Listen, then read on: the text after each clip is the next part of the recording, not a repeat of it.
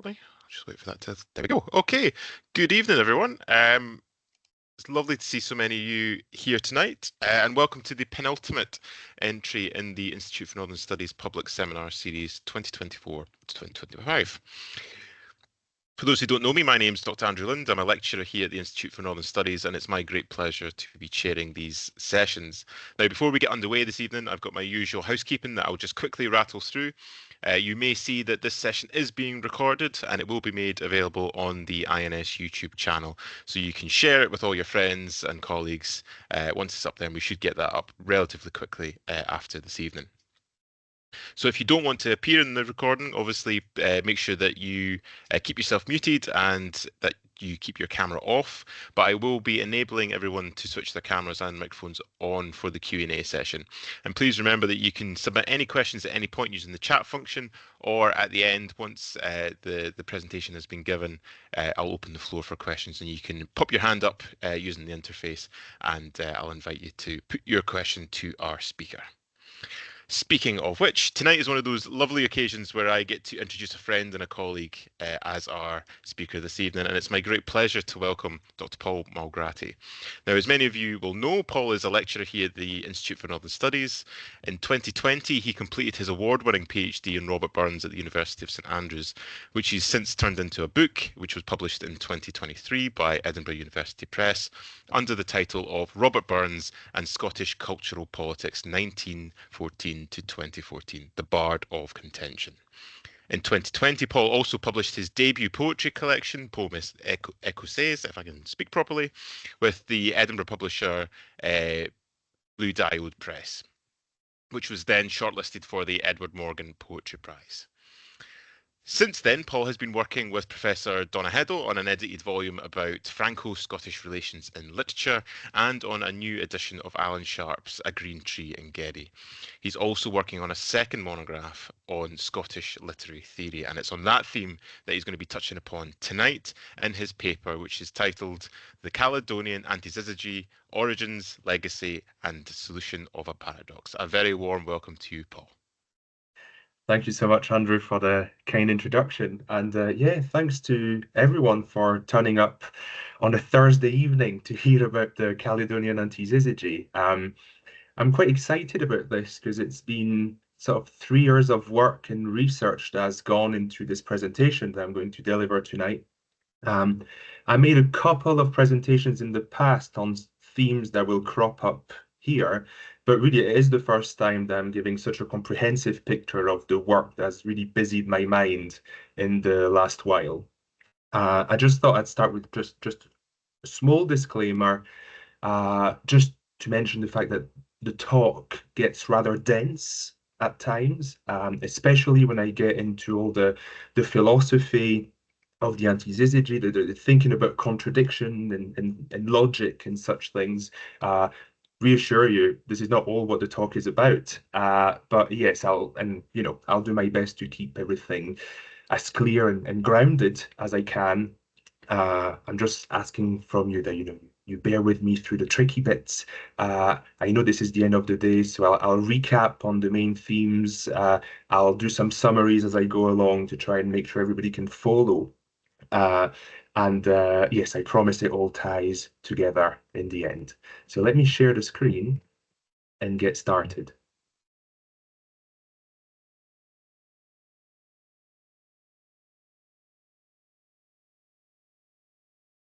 So yes, I shall begin with, I think, an expected quotation, the birth of the Caledonian Antisyzygy. Where does it come from?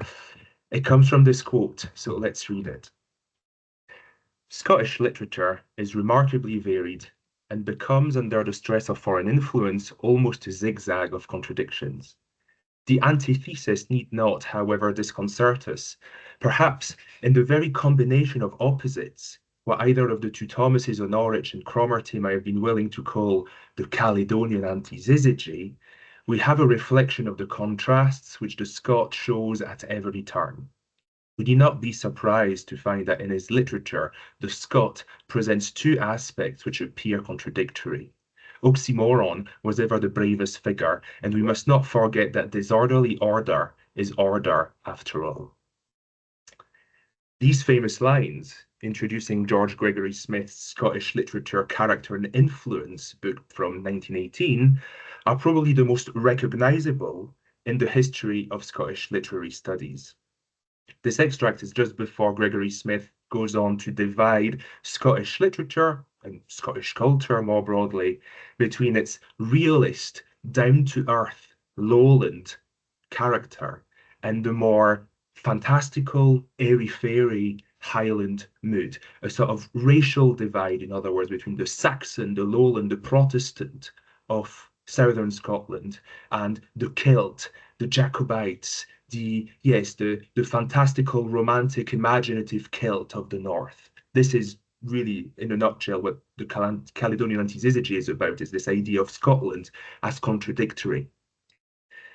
By most account, the Caledonian Antisyzygy is the founding act of Scottish literature as an academic discipline, distinct from English.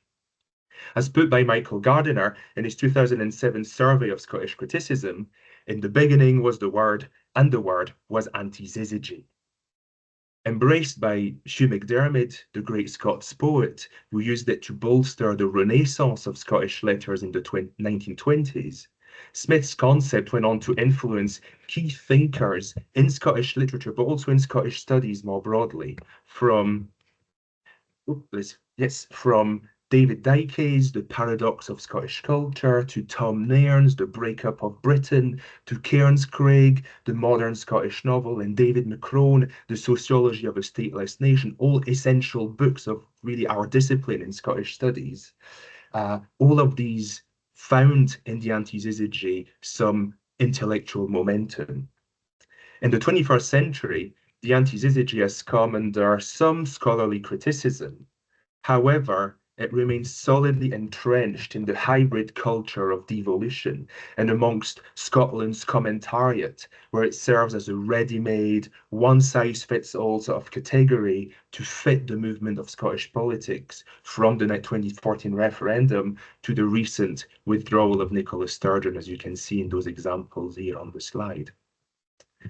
Due to this lasting reception, I agree with Gardiner that the Caledonian Antisyzygy might be considered the founding conceptual act of Scottish criticism. However, such a notion was not developed in isolation, and I think we benefit from a deeper exploration of its origins, not least to understand what might be problematic with its influence and legacy.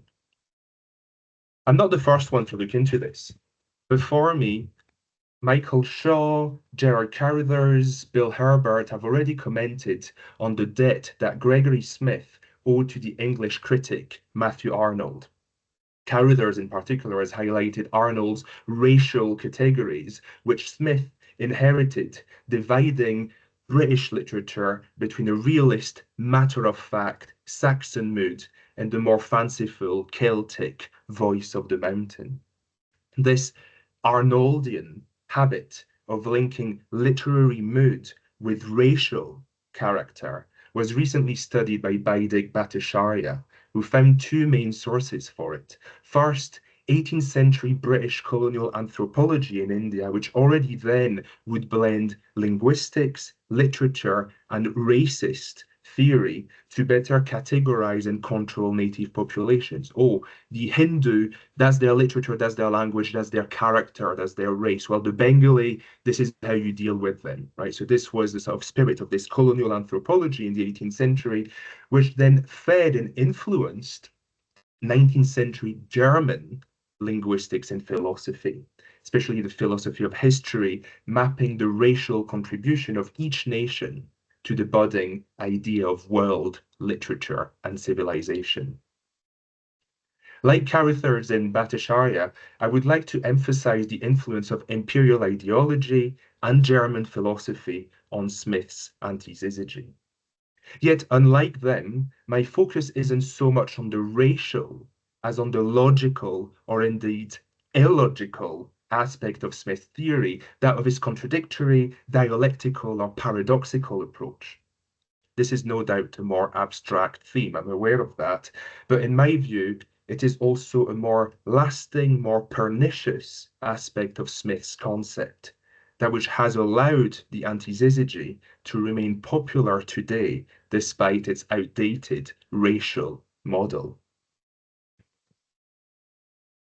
In defining Scottish literature as an ever-changing, contradictory entity, both matter-of-fact and fanciful, in touch with both reality and the supernatural world, so multiple as to engulf a form of totality, Smith built on a tradition which aligned Britain's composite culture with the imperial project of universal domination. That's my argument.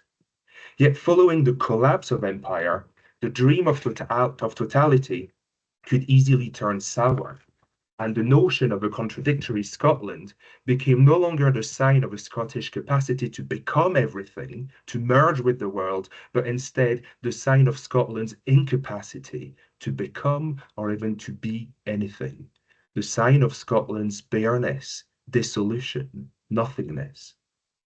This is something which I'd like to consider in the second half of my presentation when analysing the more recent kinds of postmodern texts and theories about Scottish culture and the possibility, I believe, to overcome Scotland's so-called paradox. So this is reflected in my outline for this evening. I'll proceed in three parts. First part looking then at those philosophical imperial origins of antisyzygy, so looking really at the 19th century. Then we'll look at the legacy of antisyzygy in Scottish modernist and postmodernist literature, looking really at the 20th century and the 21st century, our century. And lastly, in conclusion, building on some contemporary French philosophy, I'll try to find a way out of this paradox. So that's the plan. But for now, let's stay focused on the dialectical philosophical background of antisyzygy. It's essential to understand all the rest. So yes, that's our first part.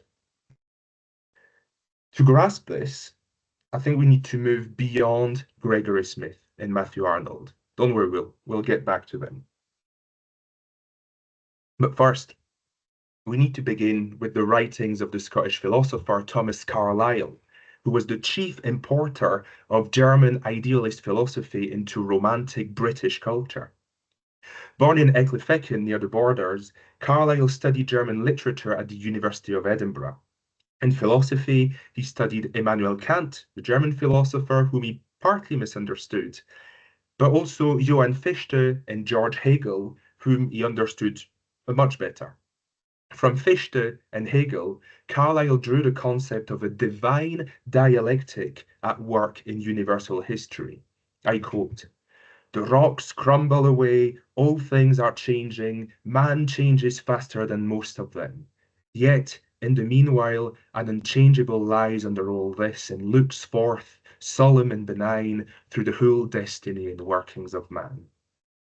Likewise, in his 1841 book, Past and Present, Carlyle asserted that this earthly life and its riches and possessions and good and evil hap are not intrinsically a reality at all, but are a shadow of realities eternal, infinite.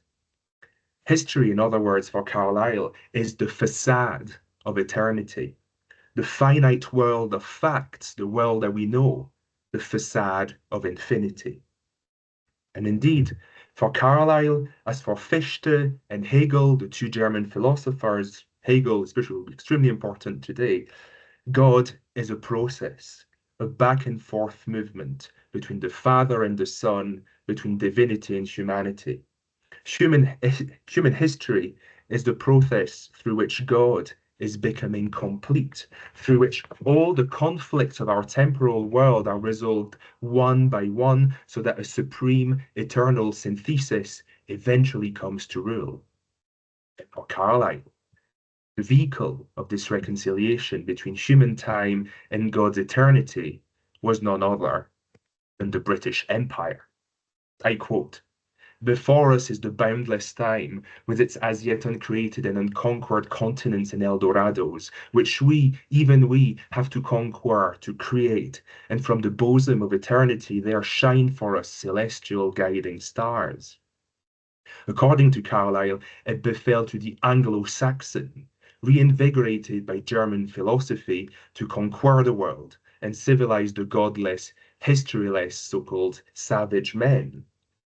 Must the indomitable millions, full of old Saxon energy and fire, lie cooped up in this western nook, choking one another as in the black hole of Calcutta, while the whole fertile, untenanted earth, desolate for want of the ploughshare, cries, "Come and till me, come and reap me"? It would be quite the eco-feminist unpacking to do here after that last quote. As a Germanophile, Carlyle could only envisage a pure-blooded Anglo-Saxon empire hostile to other races, and particularly to the Celts, who, from the Scottish Highlands to Ireland to France, appeared to him a backward, unruly bane on Britain's imperial development. The sense of Saxon, sometimes also called Teuton, supremacy was not shared by Carlyle's more liberal English disciple, Matthew Arnold. So yes, back to him now. As a student at Oxford, Arnold had read Carlyle passionately, deriving from his philosophy the ideal of an imaginative reason, in tune with both factual and spiritual realities, with the divine dialectic at work in history. Arnold subscribed to all of this. But unlike Carlyle, Arnold drew inspiration not only from Germany, but also from France. In the 1860s, the Anglophile policies of Napoleon III in Paris had moderated the Francophobic feelings that his uncle, Napoleon I, had prompted in Britain. So this was a fine context for Arnold to import some French ideas, especially the ideas of Ernest Renan. Renan was relatable to Arnold. He was a French Hegelian, so student of German philosophy, and also an author of A Life of Jesus, which praised Christianity for overcoming Jewish dogmatism and reconciling God with humanity via the Trinity. So obviously a very Christian and anti-Semitic outlook here. Renan's anti-Judaism is also seen in his linguistic works. Against the Semitic languages, which he characterized as clunky and agglutinative, Renan praised the flexible, synthetic qualities of the Indo-European or Aryan family of languages, from Sanskrit to ancient Greek to Latin, Germanic, and Celtic languages. Indeed, this is the time when this idea of the Indo-European coming from linguistics, and it is still to this day a valid enough concept in linguistics that all the languages that I've mentioned here share, so it seems, a common Proto-Indo-European ancestor. But obviously in the 19th century, what has since really been debunked, but what Renan was really into, and others, and Arnold, was the idea that behind the Indo-European language was also an Indo-European race, the Aryan race. This is where the Nazi Aryan race also comes from as an idea, although the Nazis had their own specific idea about what that meant. But yes, this is the Aryan idea, the idea of a superior, ancient Aryan race. And as a proud Breton, Renan was keen to rehabilitate the Celtic tongue as part of the superior Aryan and Christian family, which according to him should pave humanity's imperial and divine destiny. Renan's 1854 essay on La Poésie des Races Celtiques inspired Arnold's The Celtic Element in Literature. In this book, Arnold used Renan to refine Carlyle's Anglo-Saxonist view of Britain's imperial synthesis. For Britain to grow strong, according to Arnold, it had to channel its native Celtic spiritual power to complement the powerful but unimaginative Saxon Philistinism.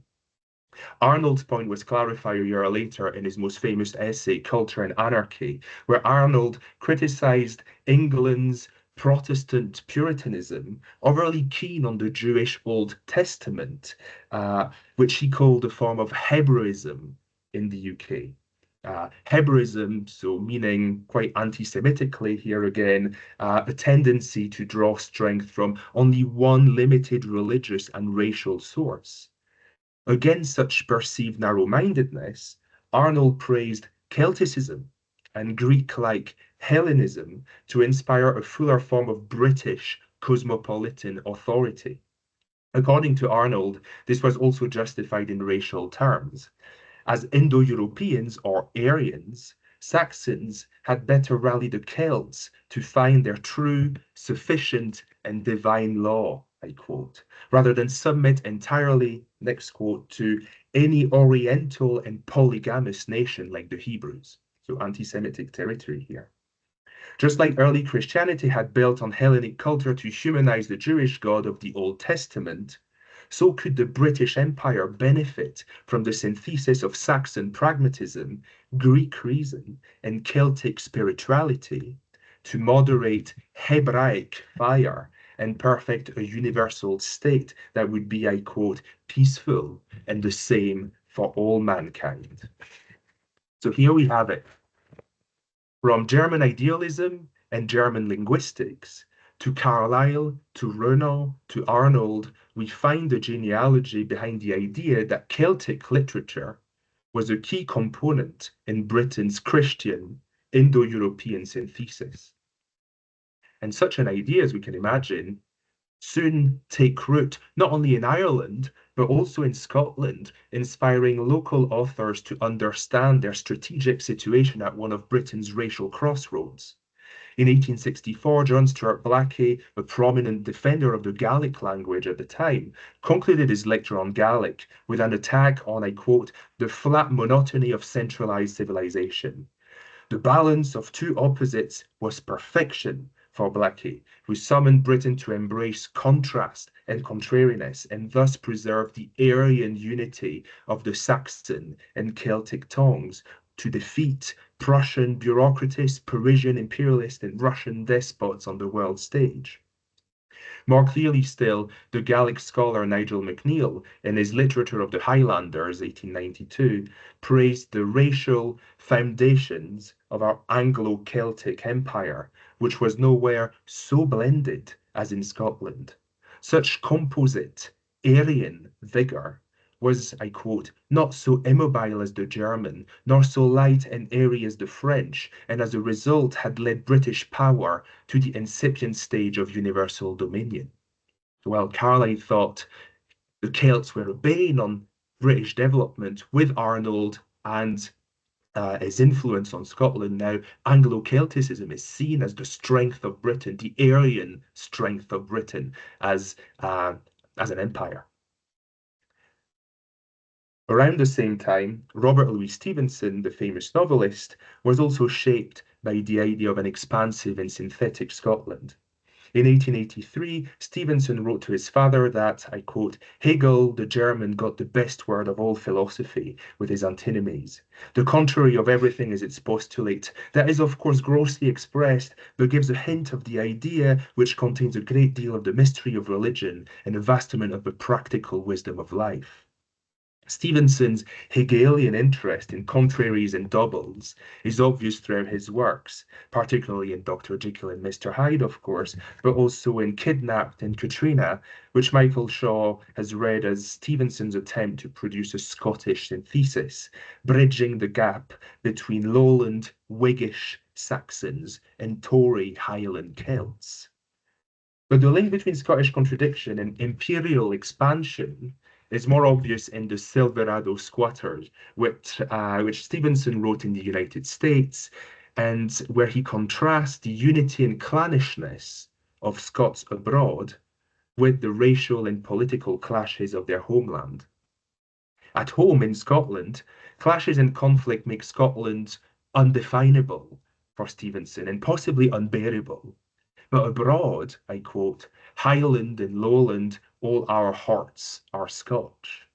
In other words, for Stevenson, travel and emigration appeared a possible solution to the Scottish dialectic, one which allowed expatriates to unify Scotland from the outside, bridging Scottish divisions by turning self-hate into a productive, expansive sense of imperial belonging. Stevenson was by no means the only dialectician in late 19th century Scotland. The rise of British idealism, largely influenced by Hegel and the Germans, had its roots in the Scottish works of J.H. Stirling, The Secret of Hegel, published in 1865. Also, James Frederick Ferrier, professor at St Andrews, and William Wallace, who chaired moral philosophy at Oxford during the 1880s when Gregory Smith, as a young student, was there. Such metaphysics of contradiction and synthesis didn't stay confined to university, however, but expanded beyond into the increasingly popular currents of Scottish occultism, and especially the Scottish Theosophical Society, founded in 1884.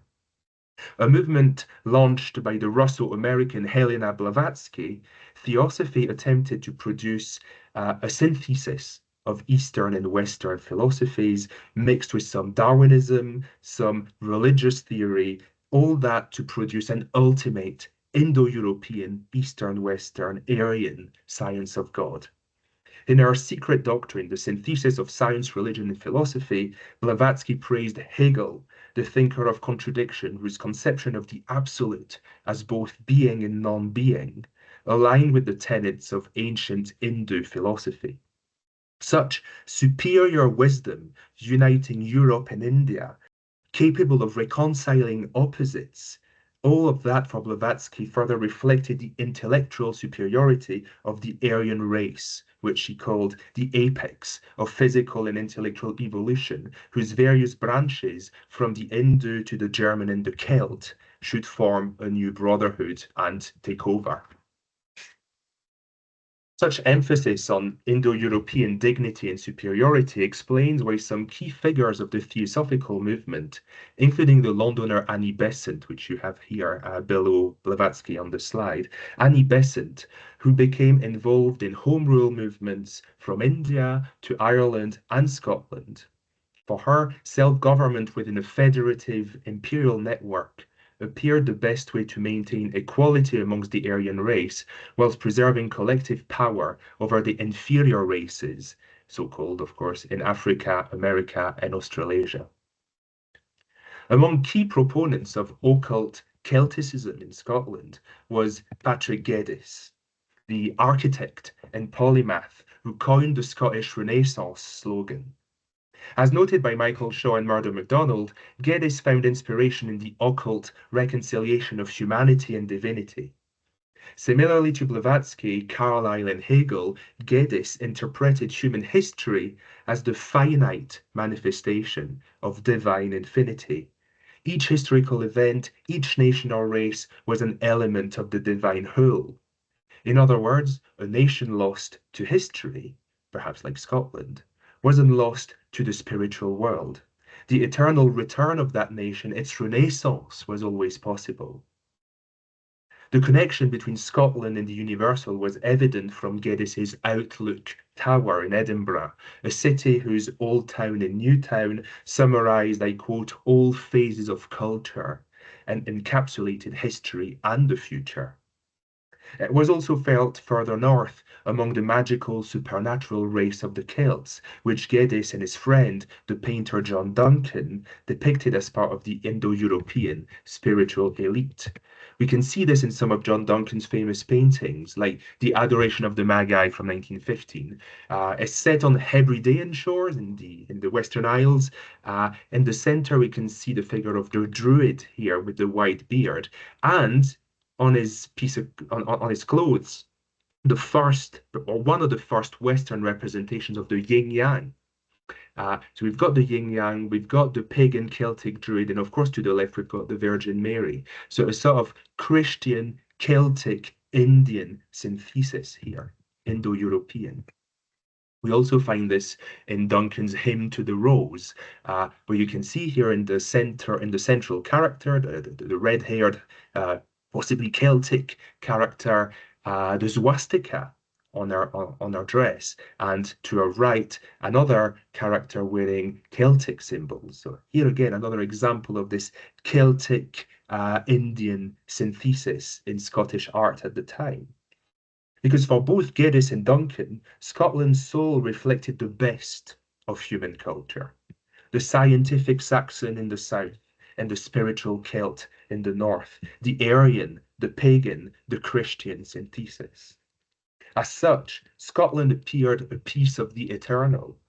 Better still, it was where eternity shone the brightest, heralding a powerful revival that would restore Scotland in the Celtic world as a self-governing force within the imperial whole of Britain.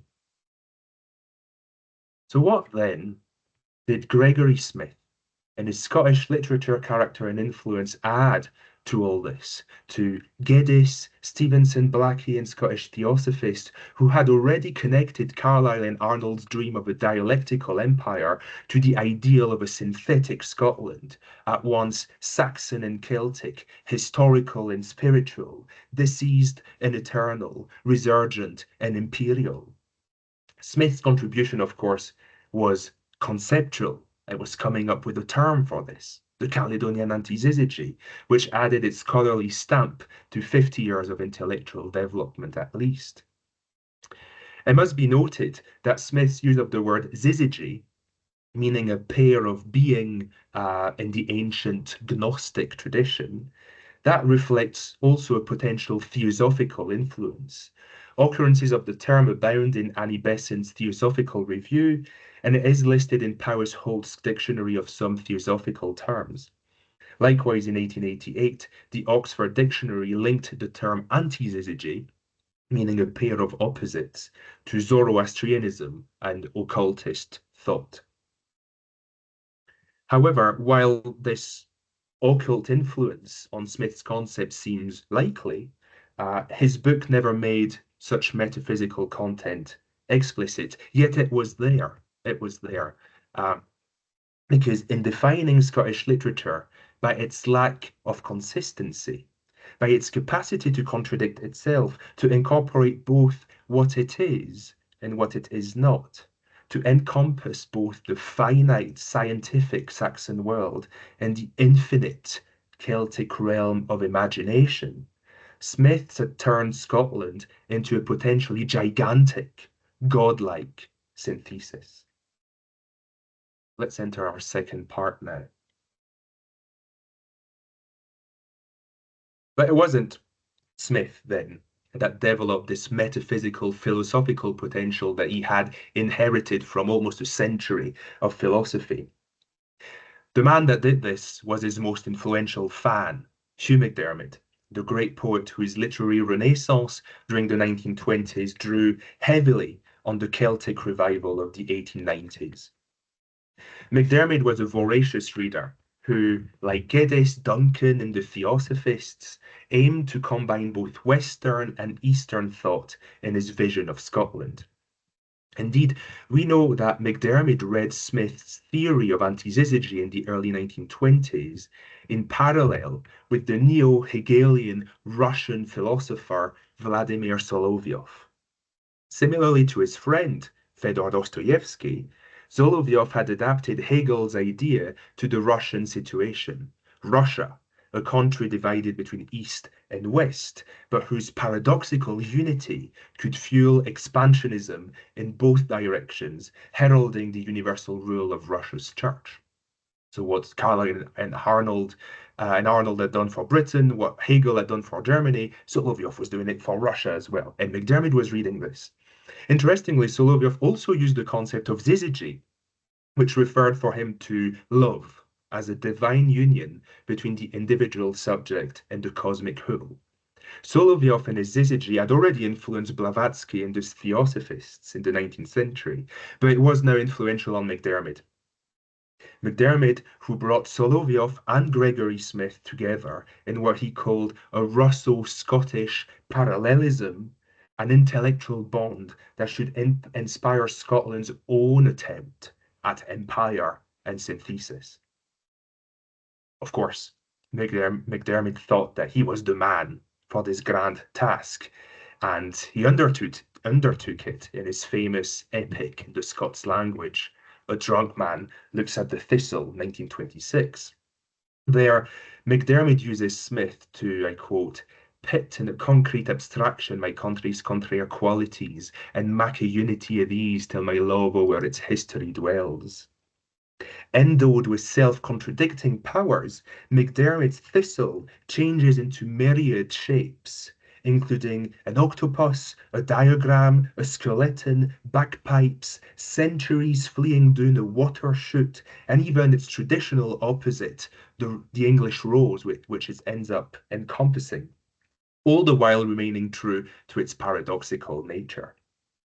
MacDiarmid's Scots language is also made to swallow other tongues through translations of French, German, and Russian poetry. Ultimately, this ever-growing vision reaches the sky, the moon, and cosmic totality as the thistle unite man and the infinite, like a phoenix in paradise, expanding further still, deeper than God himself has knowledge of.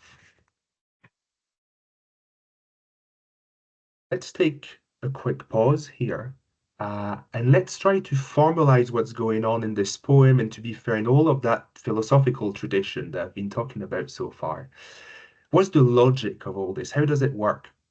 I'd like to try and formalize this logic. By formalizing, I actually mean writing down an equation to summarize all of this. So please don't worry, this is not aimed to scare you off on a Thursday evening or to awaken old nightmares of maths class.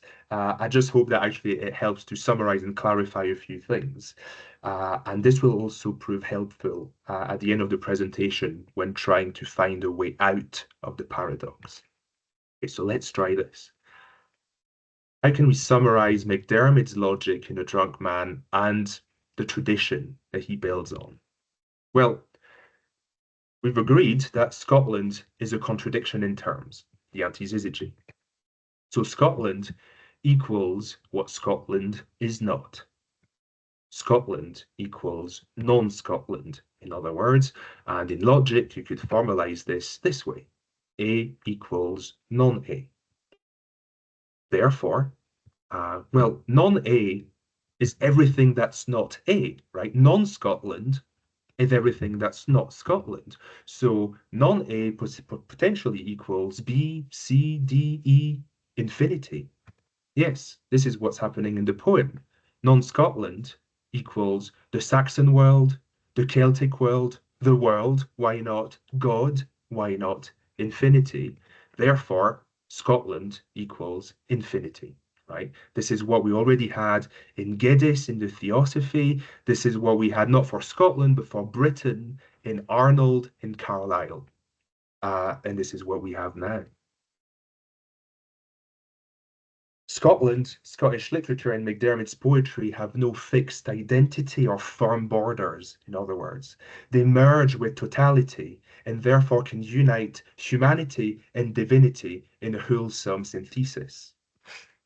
MacDiarmid reasserted and repeated this process in his second epic in Scots, To Circumjack King Crastus. In this poem, the Scottish Antisyzygy mirrors the zigzag of the curly snake that underlies creation, a myth MacDiarmid interestingly borrowed from Hindu mythology. Here again, Scottish self-contradictions from high art to low art, and from German poetry to Gaelic poetry to Hinduist and Buddhist references, are made to replicate the infinite coils of the eternal snake. Summer and winter, life and death, all roads are closed. North, south, east, west, nowhere opposed, without a leg to stand on, like a snake, with impossible lustres I shake, earth contracts to a single point of licht, as men, deceived by their een, see stars at night. And the religious attitude is found in Scotland yet, a balancing ground. In a modernist way here, MacDiarmid echoed the imperialist ideal of his Victorian forebears, turning Scotland into a universal force straddling east and west. 2 years later, such expansionism was made explicit in MacDiarmid's article on the Caledonian Antisyzygy and the Gaelic idea. There, MacDiarmid advocated for a Scottish form of irredentism, Scotia Irredenta, inspired by Mussolini's fascism and Nazi National Socialism, and ready to reclaim for Scotland the north of England, Northumbria. The aim was, I quote, to reduce England to its proper subordinate role in our internal and imperial affairs, thus enabling a Scottish takeover of the British Empire. Admittedly, this idea sounds both dangerous and pretty eccentric, yet we've already seen that MacDiarmid was indebted to a much broader British and European form of imperialist thought. And in fact, MacDiarmid's expansionism here in 1932 seems a likely development from the 19th century view of Saxon and Celtic Scotland as the vanguard of the Aryan race. Besides, MacDiarmid wasn't alone in the context of interwar Scottish literature. Many other modernists and Scottish revivalists shared his basic ambition to connect the local and the global, the temporal and the eternal, and turn Scotland into a reflection of the universe. We can see this, for instance, in Neil Gunn's novel, Highland River, inspired by Taoism and psychoanalysis, and where in the final climax, the Highland character, Ken, is reconciled with his native source and reaches a form of elected transcendence. A similar pattern is seen in Nan Shepherd's The Living Mountain, also inspired by Theosophy and Buddhism, and where the hill walker enters the heart of being in the cairngorms, where the eternal substance of the mountain is reached in a sort of yogi trance. Still closer to MacDiarmid, Sorley MacLean's Quillins become a cosmic sight for the class struggle and a symbol of a place beyond time, heralding the advent of communism and the return of Christ on the other side of sorrow. We could also mention Lewis Gibbon, his Sunset Song, his Scott Square, where history is seen as a transition, as a long march from the golden age of prehistory to the ideal of a communist end of history, and Scotland in the northeast as a site caught between the flux of the class struggle and the abiding land of the real. We could also cite Edwin Muir, who, despite his famous opposition to MacDiarmid and his scepticism towards Scottish nationalism, also found an escape from time, a fusion of earth and sky, in his childhood recollection of his Orcadian Eden. What all these authors have in common, in other words, is a synthetic dream of place, of a land whose apparent chaos and division hide the promise of a universal resolution, the everlasting ye, as Carlyle would have had it 100 years before. However, this dream, still prevalent in 1940s culture, would soon decline. The end of the Aryan fantasy after World War II probably played its part, but most importantly, the change of scene was due to the collapse of the British Empire. The disappearance of what had made Scottish universalism not only a figment of imagination, but to a certain extent a material, oppressive reality that had huge consequences for this totalitarian dream. As we'll see now, from the 60s to the 2000s to the present day, Scottish contradictions have taken on a very different meaning. Far from providing Scottish access to the absolute, to totality, to God, they now tend to signify Scotland's absurdity or unreality. Let's look into this, starting in the 1960s when MacDiarmid and his followers came under heavy fire, not only from Hamish Henderson with regards to Scottish folk music, but also and perhaps more violently from this man, Alexander Trocchi, the novelist, who tried to sever the link between Scottish writing and Scottish national identity. At the Edinburgh International Conference of 1962, Trocchi publicly attacked MacDiarmid, rejecting nationalism and advocating for a more fluid style of literature. Scottish authors should not try to reconcile with their objective land and culture. Instead, building on French existentialism, Jean-Paul Sartre and so on, Trocchi said that they should assert their subjectivity and detach themselves from any notion of national essence or environmental objectivity. The post-war, post-imperial world seemed increasingly absurd, and Scottish contradictions turned Scotland into the biggest absurdity of all. This line of argument was later developed by someone very different from Trocky, but with a similar approach, Tom Nairn, a member of the Scottish New Left and author of The Breakup of Britain, very seminal, influential essay that I'm sure some of you will have read. Ever the dialectician, Nairn picked on the Caledonian Antisyzygy to repaint modern Scottish culture as an impossible, sub-national neurosis. Historically, the celebration of Scottish contradictions, as we've seen, had validated Scotland as an imperial nation. But now, for Nairn, the Scottish paradox left the country paralysed. Still optimistic in 1977, Nairn believed that Scottish nationalism could perhaps attempt a painful path forward by dropping its fake tartanry and romantic subculture while adopting socialist internationalism. However, when Nairn returned to the question of Scotland 20 years later, in 1997, his tone seemed very embittered by 2 decades of Thatcherism. Modern Scottish culture was not just neurotic and paralysed. Nairn there described it as a complete void, a land in limbo.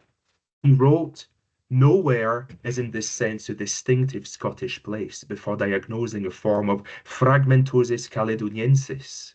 Scottish identity is so fragmented, so contradictory, so powerless and paralysed by the Union that it has become a non-entity. I quote again, "MacDiarmid's Antisyzygy symbolises the condition of being politically nobody." Such nihilistic tendencies are also clear in 1980s and 1990s Scottish fiction and writing.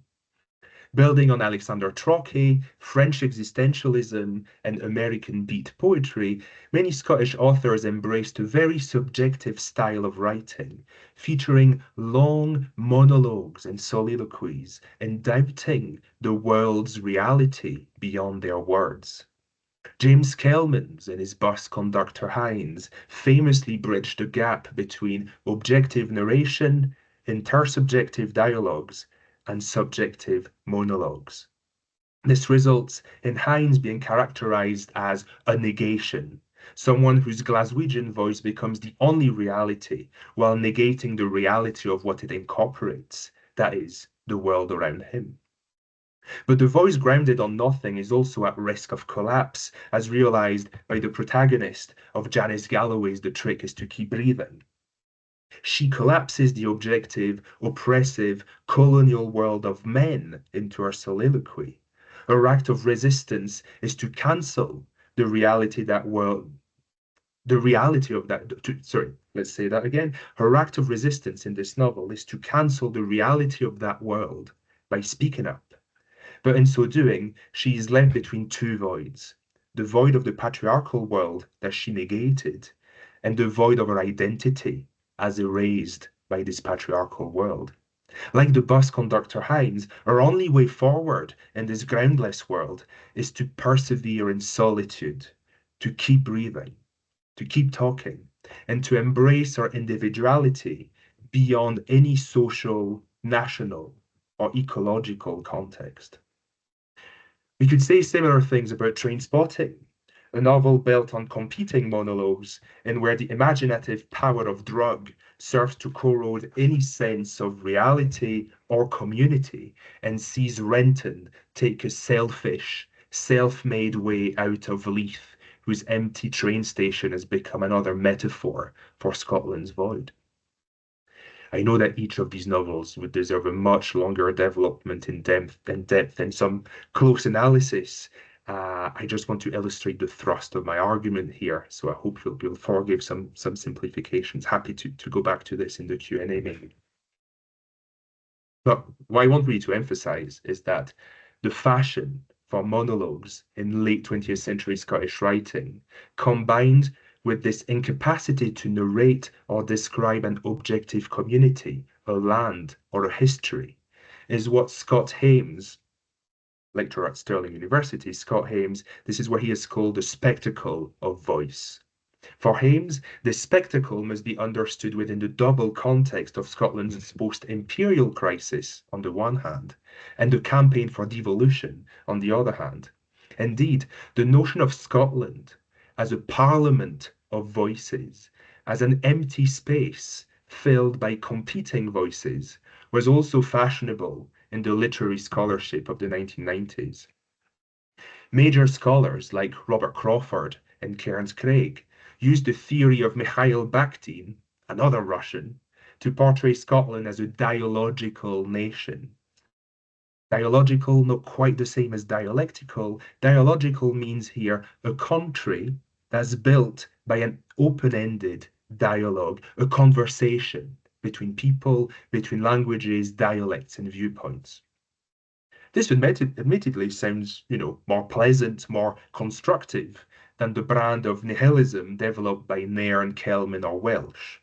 However, dialogism still shared a common problem with nihilism, that of emphasizing the world of representations over what is represented, of emphasizing the signifier, words, over the thing, the signified. In other words, according to this theory, we can only know Scotland and Scottish literature through the conversation or the voice of Scotland's political and cultural representatives. However, we must give up hopes of accessing the real country, the people in the land whose social, ecological context will always elude our speeches and our text. Scotland is nothing more than what we say it is, in other words. It has no concrete materiality beyond the page or beyond the Chamber of Parliament. In other words, the spectacle of voice was also, I would argue, to some extent, a spectacle of the void. And the culture of devolution, paradoxically, a culture of dissolution. The existence of Scotland as a real, independent and material nation, rather than as a mere figment of voice or imagination, appeared seriously in doubt. This is what Eleanor Bell has called Scotland's postmodern predicament, the incapacity to believe in the reality of a nation, which is at best a discursive, dialogic construction, and at worst, an illusion, nothing. So, let's summarize a bit. We summarize and perhaps simplify things somewhat. We also find that our polar twins, our opposites, are found in the history of Scottish criticism and of recent Scottish literature. In the Victorian and modernist era, from Carlyle to MacDiarmid, the main temptation was to see British or Scottish self-contradictions as a form of imperial explosion, where the nation can incorporate all forms of alterity and become the only reality/totality. By contrast, after the end of empire, Scottish contradiction became a sign of national implosion, preventing any attempt to find or define the land underneath the noise of a groundless conversation. To give credit to MacDiarmid, these two outcomes were already present in his conclusion to A Drunk Man. If you try to remember what we said just there about MacDiarmid and The Drunk Man Who Said the Thistle, the poem was moved by the fantasy of totality.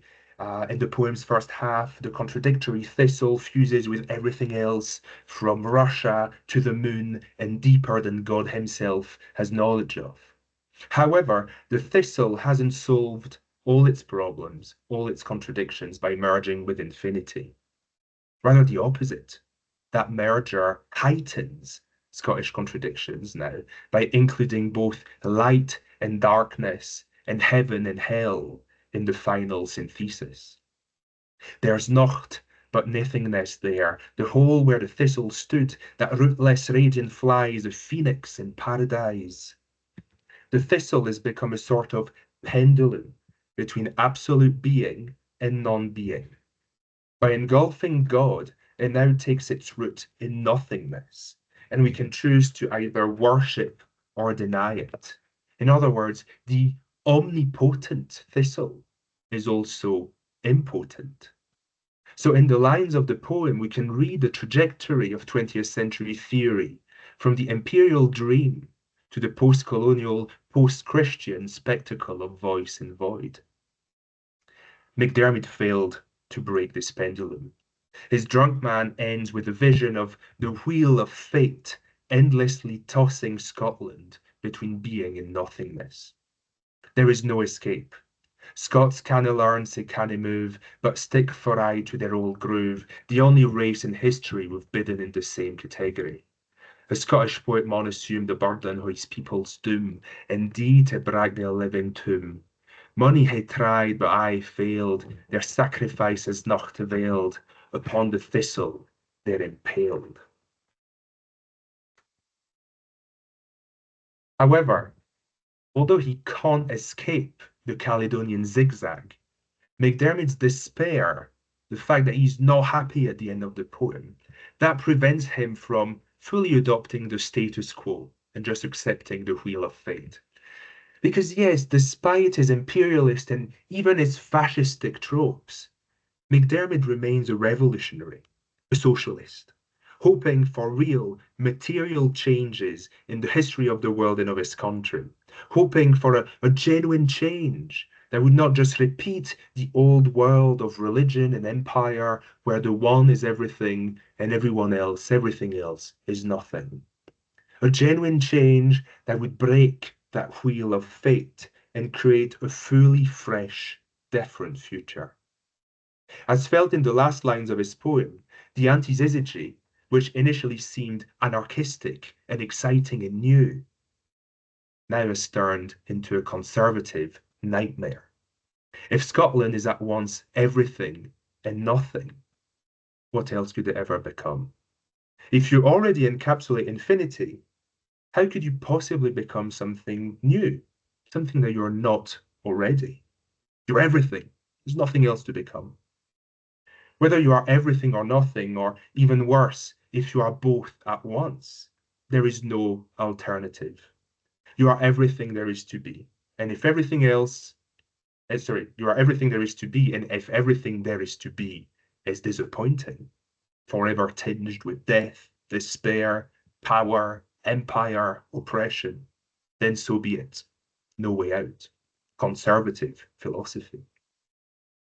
But is there any way to fight this narrative? Is there any way for Scotland to become something and something else, rather than either everything or nothing? Is there an alternative to the way things are or are not? Well, I believe there is, but I also think that to find this way out, we need to do away with the Antisyzygy, and more broadly, with the dialectic tradition that underpins it.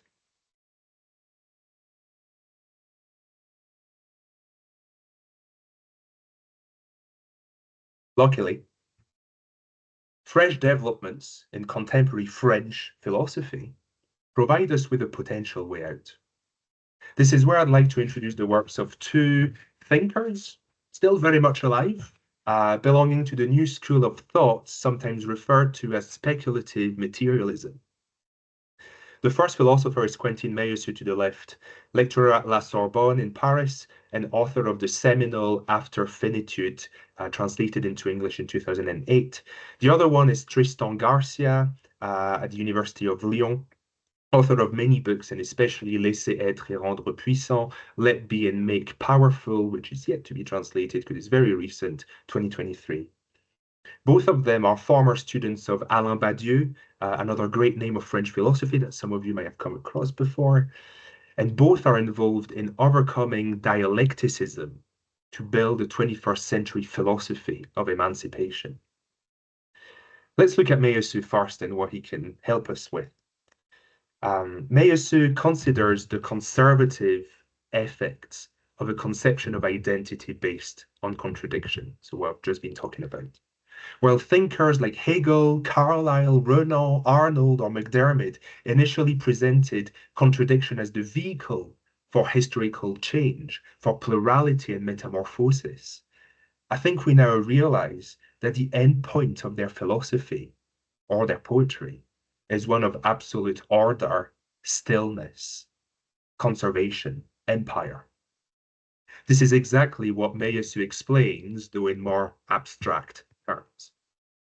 If contradictory thinkers embrace identity, fixity, and necessity, rather than difference, change, and contingency, it is because they keep fusing those opposites. They cancel the difference between identity and difference, thus leading to the identity of identity and difference. In other words, they erase the process of distinction essential to any kind of change. If A already equals B, then A cannot become B. It already is B. So yes, they erase the process of distinction essential to any kind of change. We end up in a world where everything can only be as it is, since in itself, it encompasses everything else. This is a world where everything boils down to the same. As we've seen, the world of universal contradiction begins in liberal anarchistic fusion, like at the start of A Drunk Man, but ends up in a totalitarian jail or in total dejection, pinned on the wheel of fate. The Caledonian Antisyzygy incorporates infinity, Saxon reality, and Celtic imagination. That's all there is to be, right? Reality and imagination, the finite and the infinite. That's our Caledonian Antisyzygy. And therefore, it erases the border between Scotland and the universe, thus diluting Scottish identity and foreclosing any future development for Scotland beyond itself. But what Meillassoux and Garcia show us is that we shouldn't be so impressed with the allegedly mighty power of contradiction. Instead, they invite us to rethink the relationship between contradiction and change, between eternity and infinity. So we're now reaching the conclusion of this presentation. This is also going to be the most technical part, because it's going to be kind of full philosophy for the last few minutes.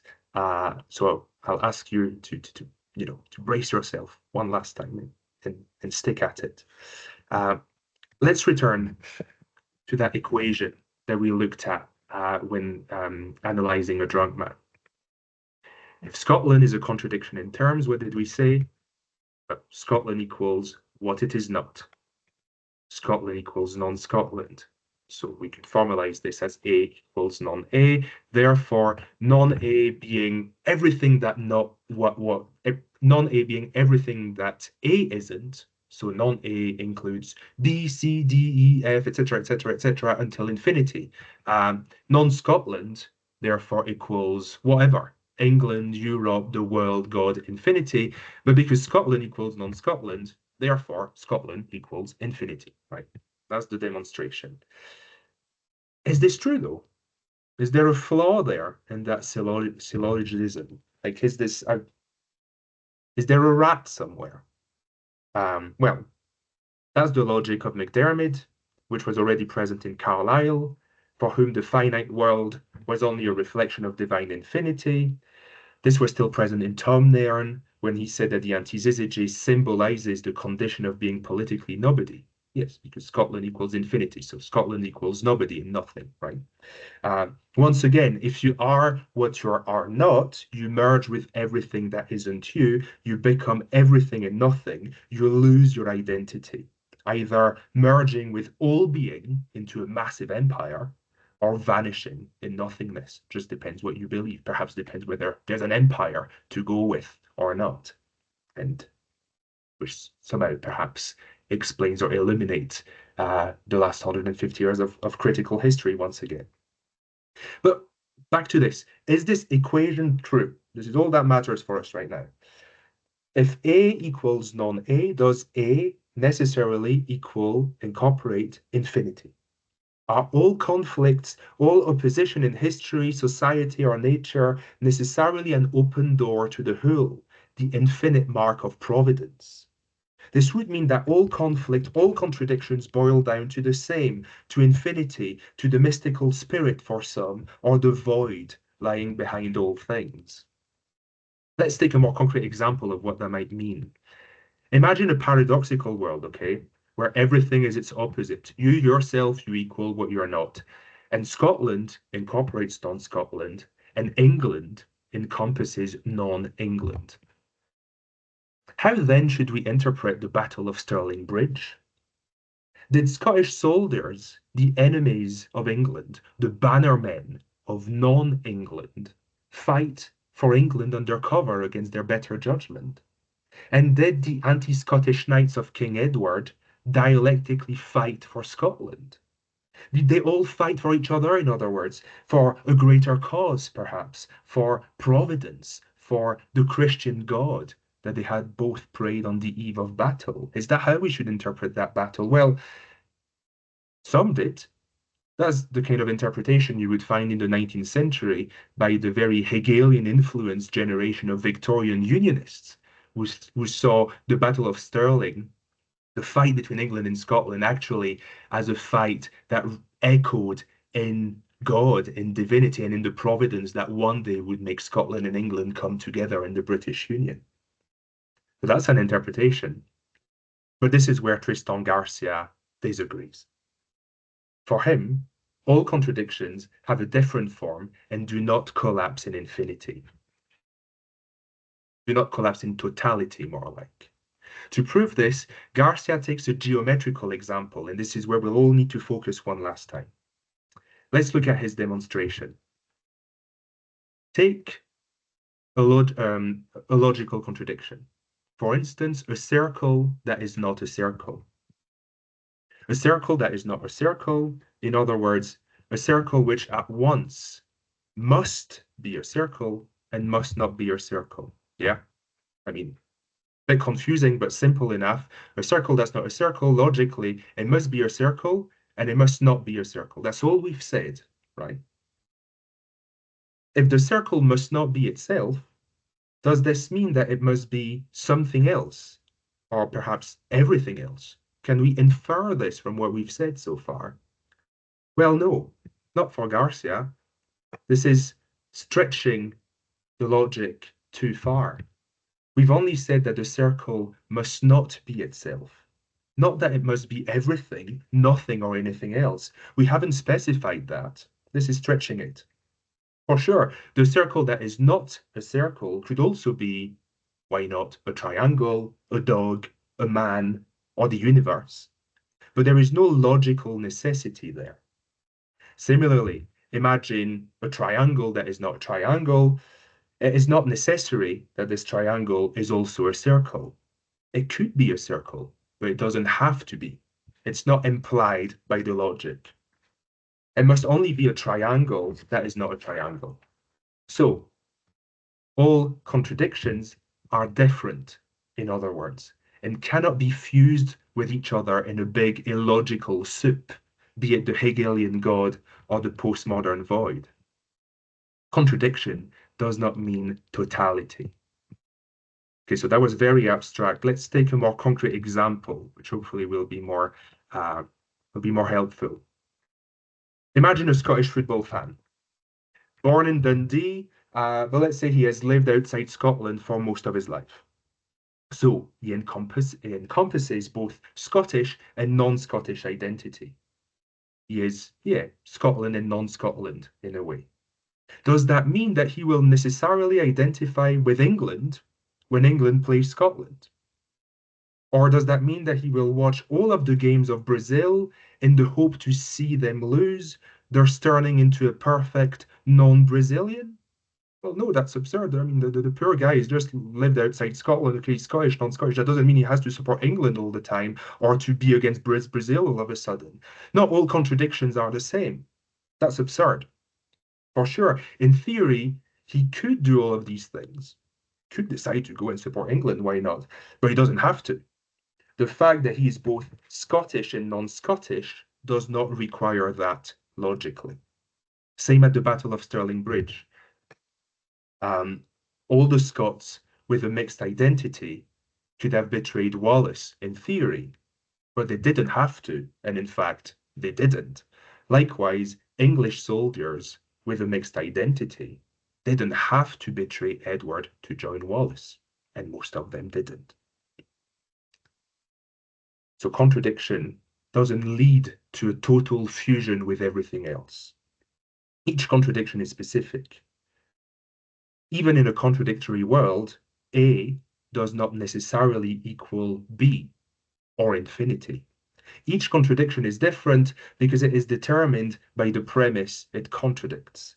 All contradictions have a different beginning, in other words, and a different story, therefore. A comes first, then non-A. And non-A is tied to A, but nothing else, right? Non-Scotland, just the only thing we've said is that non-Scotland is not Scotland. We haven't said that non-Scotland is England, Brazil, infinity, God, etc. Right? This is too much of a stretch. This is stretching the dialectic too far. This is the way Garcia has it. Even a logical object has a history, and they are their history, right?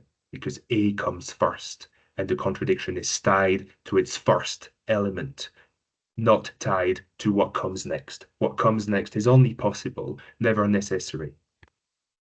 So Scotland is not necessarily the whole, in other words. Its contradictions do not make the country all-encompassing or eternal. Yet on the plus side, this means that Scotland is free to become anything. Scotland hasn't captured totality, but it is infinitely changeable. And this is another big lesson. Infinity is not totality. Scotland and Scottish literature may be as complex as to be deemed infinite. I mean, we don't know, nobody's counted to infinity, but let's assume that Scotland as an entity or Scottish literature as an entity is infinite. Let's even assume that there are infinitely different possible interpretations of Hugh MacDiarmid or Kathleen Jamie or Robert Burns, right? An infinity of possible interpretations because their works are so rich. Even if we suppose this, does that mean that this encompasses all of world literature? Do infinite possible readings of Robert Burns cancel the infinitely possible readings of James Joyce? Well, of course not.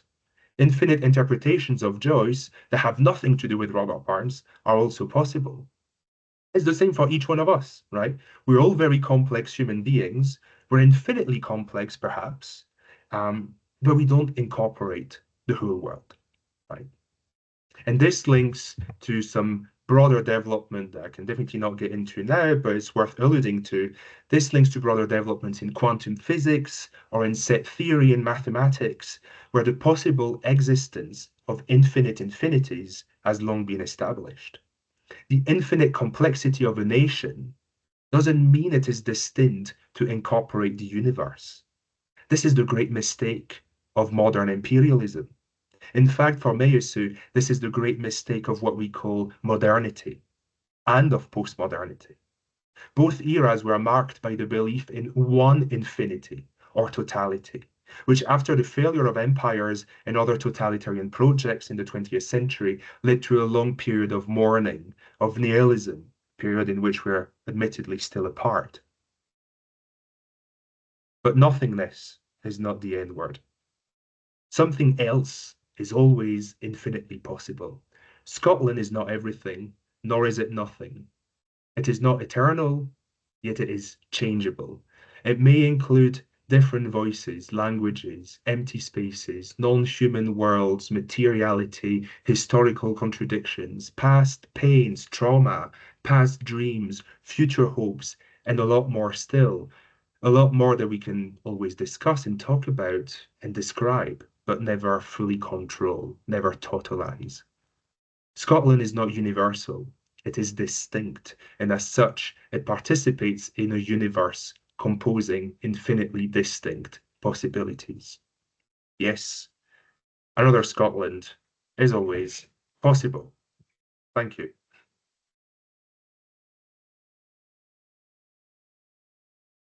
Thank you very much, Paul. That was a intellectual tour de force. I'm sure there's going to be lots of questions coming up, and I can see there's lots of rounds of applause uh, going on in the audience as well. And we've already got questions coming in to the chat. I'll give you a second to grab a drink after that, and then we can dive into some questions. I'm conscious of time, but we certainly have some time for some discussion and questions. So the first question we've got is from Uli in regards to A equals non-A. In The Irish Mind by Richard Carney, he attributes that to that mind, the rare ability to control contradictions in what he calls creative confluence. The tension seems more potentially benign than any antisyzygy, and Carney cites historical examples how from across arts and humanities to demonstrate the benefit of that confluence. Has there been any comparative work on the Scottish and Irish context in terms of contradictions and their creative confluences or otherwise? Yeah, that's a great question, Uli. Thanks. I've thought about that, and I'm sure there would be loads to do there. In really tackling the last bit of your question here, comparing Scotland and Ireland along those lines, because obviously Matthew Arnold's theory was extremely influential in Ireland as well. The whole celebration of the Celt as part of the Indo-European family. Yeats was really into this, and Yeats, great poet of contradiction, of the self and anti-self, the wheel of fate that MacDiarmid rehearses at the end of A Drunk Man Looks at the Thistle is directly borrowed from Yeats, from his poem A Vision, a poem from the mid-1920s, which is a very occultist, theosophical, and Hegelian poem. So there again, I'm not an expert. I've not spent a long time looking at Yeats or the broader Irish context, but I'm pretty sure you could find some big links. Also in the early Irish Home Rule movement from the late 19th century, the whole Anglo-Celtic idea is a big one. So yes, you could definitely go down that path of a comparison of, in terms of contradiction, in terms of contradictory understandings of Britain and of Ireland. You could, yeah, I mean, a country ravaged by civil war, so it's a ripe terrain for contradictory thinking and contradictory theories. So yes, really, I'm sure there is a field there. I wonder whether anyone's already tackled it in Ireland. I've tried to look. I haven't found anything as such, but it may be out there or yet to be done. Absolutely. I think there's some interesting discourse anyway between the two. We've also got a question from Alex. Paul, a very nice historical background to the Antisyzygy. Not sure I can quite follow you all the way down the philosophical path to non-Scotland, but have you considered what psychological attraction of the Antisyzygy was to MacDiarmid? A void of personality, question mark. Thanks, Alex, and great that you could be here tonight. Yeah, we could chat about the non-Scotland thing. For me, it's, well, you do have that moment in A Drunk Man when the thistle has merged with infinity, but where this is not necessarily a happy outcome.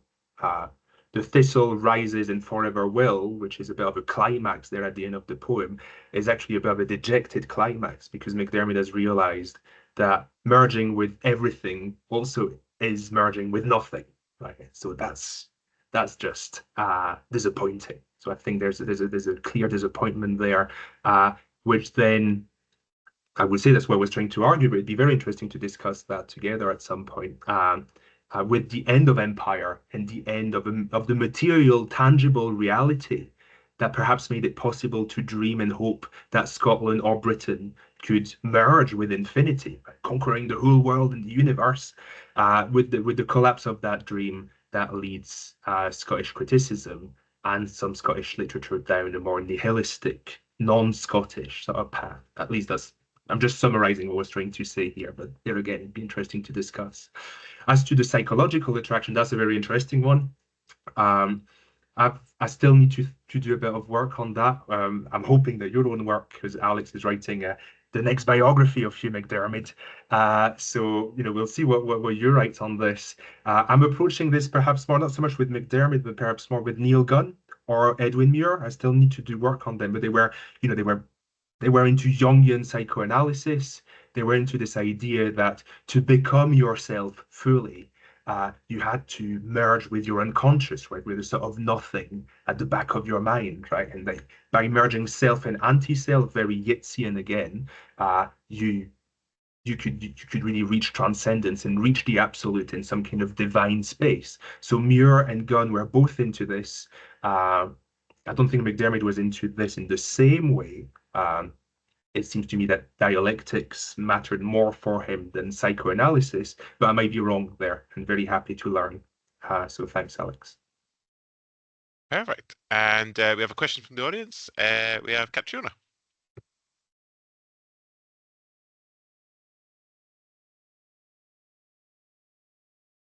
Oh, we can see you, but we can't hear you.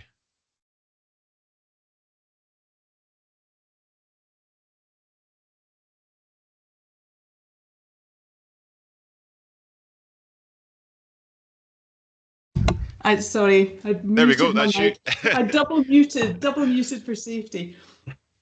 Just a quick question following on the sort of psychological issue. I'm just wondering the extent to which you see issues like developmental psychology in this, in the kind of stadial idea that, you know, you've got the modernism, you've got this pre-modern views of Scotland, then you've got this very modernist teleological view of Scotland, and then you have this dissolving into the postmodern, we can't have any view of Scotland, and we can't even talk about it, into, you know, this sort of, based on my research, what I would describe more as meta-modern view of you can be both and neither.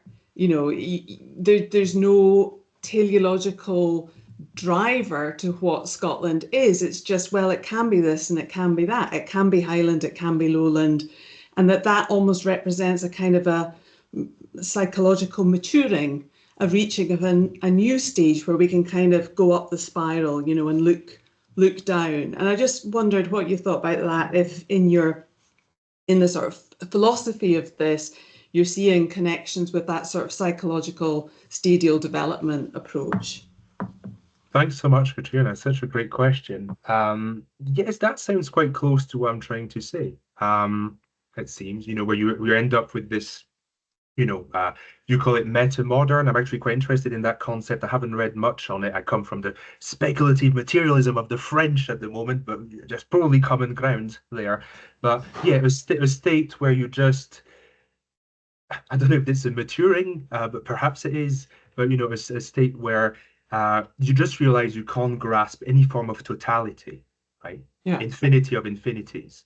One infinity is not totality, and then you can get into the maths of this, which has been now sort of corroborated and demonstrated for over 100 years. So this is very solid maths. That yes, totality or nothingness. You know, that the world, that you know, that if you pierce the facade of the world, you've either got a total God or a total nothing. Well, something else than that is always possible, actually, because there's an infinity of infinities. So this is kind of where I reach from, I would say, sort of perhaps dry metaphysical sort of approach. I don't know about contemporary psychology and psychoanalysis enough to know if there are echoes there, but based on what you were saying, it sounds like there might be. Perhaps an escape from what you find in Neil Gunn, for instance, of the very Jungian approach, where you know you really become yourself once you've integrated perhaps pretty much the whole world and the whole collective unconscious within yourself, and you've become a sort of little god, right? Which doesn't sound very mature, perhaps.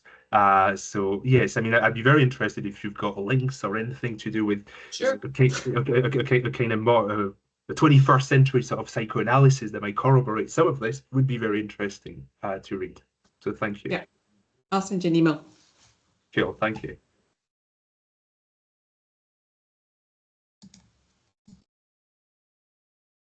I'm speaking to myself. I didn't realize I was on mute that time. Thank you very much, Katrina. Do we have any other questions? Any final questions for Paul? Oh, one's just come in from Innes in the chat. I'll just read that out for everyone. Oh, they're all coming in now, Paul. You're definitely earning your pay tonight. From Innes, we've got a very suggestive paper, Paul, not least the deductive. See, you're putting me through my paces and all these technical terms. Syllogisms? Is that right? Remind me of reminded me, sorry, of three philosophical things straight away that perhaps you've already thought of. One, Heidegger's 1929 Freiburg lecture on the nothing, already rejected A and not A, in his you're you're killing me here, folks. Phenomenological analysis. The second thing, likewise, Graham Priest nowadays on a dialectic logic, paraconsistent logics, and three, and Gabriel Marquis's extensional rejection of the oh my god uniqueness of being the embrace of infinity. I'm sorry, Ennis, I completely butchered that question, but you feel free to come in and correct me. I was following as well, Andrew. So Good, I thank you, think I've Paul. got it. Yeah, thank you. Wow, thanks so much, Ines. There's some great tips here. I had come across Marcus in the rejection of the university of being, as you call it, because this is what was going on about here. Graham Priest is a name that I've come across but not read, so thanks for reminding me of this. There again, if at any point you could just, if you have a link or something, that would be very interesting. So yeah, thanks in advance if you could send me this at some point. And the Heidegger lecture, that's interesting because Heidegger and phenomenology, that will have to be part of the picture. I would be tempted, following Meillassoux here and some of the philosophers that I've presented tonight, to be cautious about Heidegger, but or about Sartre and existentialism as well, because that objective reality can never fully be grasped in phenomenology, as it is always tied to the consciousness that sees it. So I always think there might be a risk of idealism that perhaps you find in this more constructive form of postmodernism, not the nihilism, but the dialogism, the conversation idea that you find in the works of Robert Crawford or Cairns Craig, this very parliamentarian view of Scotland, which perhaps misses or overlooks the material reality of the land and the people, which you could perhaps criticize from a Marxist perspective or from this sort of new philosophy that I was using. But I definitely take note of Priest and Marcus, and I will go back to Heidegger. These are all really good tips, so thanks so much for that. Brilliant. Thank you, Ennis. We've got two more questions, which we'll quickly go through before we wrap things up. So a question from Jenny first. Paul, thank you for a fascinating talk. I wonder if you might share your views on different voices from areas of Scotland. From different voices from areas of Scotland. Is there, in your view, some idea of a superior or more informed voice? That's interesting. Yeah, I need to think about this. I mean, I would say, sticking to what I was showing today, that you probably find sequences where, depending on the intellectual momentum or the zeitgeist, right, depending on the spirit of the time, some places perhaps historically in literature and culture have claimed a form of superiority in Scotland, perhaps Glasgow in the 1980s, 1990s, with this sort of very dejected literature coming from Kelman, for instance, or Janice Galloway. But to be fair, you've got Trainspotting in Edinburgh. But perhaps in what I was showing, there's a bit of there again a dialectic between a more country and Highland literature in the modernist time, with this hope placed on place and the Scottish mountains and the Scottish shores, the Highlands and Islands really as the place to access the absolute, as per the Celts and their spirituality and that kind of infinity. While there seems to be a bit of a reversal, I think it's Douglas Dunn, the Scottish poet, that said that the whole second half of the 20th century in Scottish literature was very, very, perhaps too much urban, Glaswegian, Edinburgh. And so perhaps something that we could connect with the sort of big trends that I was trying to identify here. But definitely, I think you could that would be another interesting way to look at this. Who and when and where have different voices in Scotland claimed a sort of superiority, claimed a sort of quintessential Scottishness that the other places didn't necessarily have or were deemed to not have. So yeah, thanks. Brilliant. Thank you, Jenny. And last but not least, we've got a question slash comment from Sarah. I don't know if it's helpful, but this reminds me of my countryman Walt Whitman. In Song of Myself, very assertive of his distinctive selfhood, he says, "Do I contradict myself? Very well, then I contradict myself. I am large, I contain multitudes." Yes, great. Thanks, Sarah. I'd come across that quote, and that also makes me think that, like Yeats in Ireland or Whitman, and others, we could include some French poets in there, perhaps Rimbaud. We could perhaps include T.S. Eliot as well. There's just a big thing going on in poetry and culture in the Western world.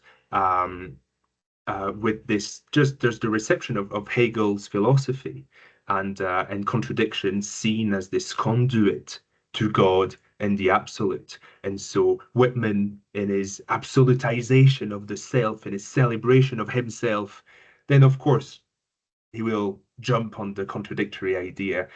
I contradict myself. I contain multitude. This is the song of myself. The American individual who's perhaps replacing God in this modern age. So yeah, thanks. That's a great quote, and that makes me think there's probably so much more to go and explore there. Super. Now, there's still comments coming in. There's a question there from Kate relating to Arnold, but I'll maybe just leave that, and maybe Paul, you could drop Kate an email. Okay. And I'm sure that Paul would be happy to answer any emails or thoughts on the presentation or any other questions. But I am conscious of time. A massive thank you to Paul for coming along, and I'd ask everyone to join me in the traditional INS awkward online round of applause. Thank you very much, Paul. Thank you, Andrew, and thanks everyone. So just before I let everyone off to enjoy the rest of their evening, I have the opportunity to invite you all back again next month when we'll have the final seminar of our series, where we'll be joined by Dr. Adam Grimshaw, who will be presenting on British merchants, Swedish trade, and the foundation of colonial power. So we hope to see you next month. But for now, thank you for tuning in, everyone, and have a very lovely evening. Bye for now. Okay, bye, everyone. Thanks so much.